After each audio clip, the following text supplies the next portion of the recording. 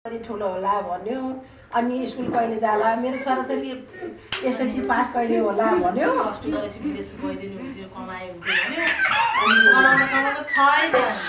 छोराहरूले यस्तो गर्दै हुन्थ्यो छोरीले यस्तो गर्दै हुन्थ्यो भन्दा भन्दै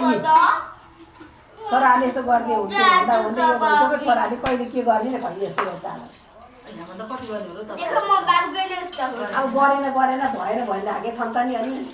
सन्तुष्टि कहिले नै हुँदैन छोराहरूलाई चाहिँ भाषा भएर सन्तुष्ट हुनुहुन्छ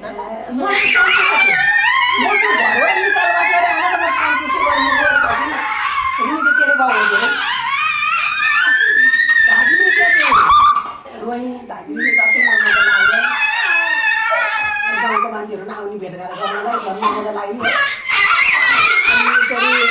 भैँसी कराएको छ कति दुःख काट्यो बरीलाई कति त्यो त एक फेर रोइ बसेपछि घरि उता जा यस्तो भने त्यतिखेर पनि एकदम रुन मन लाग्यो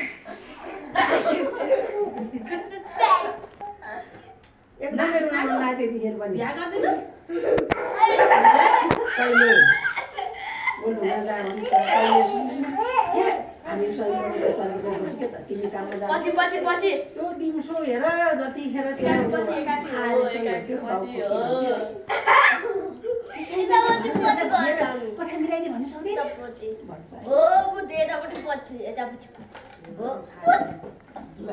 कमीलाई कहाँबाट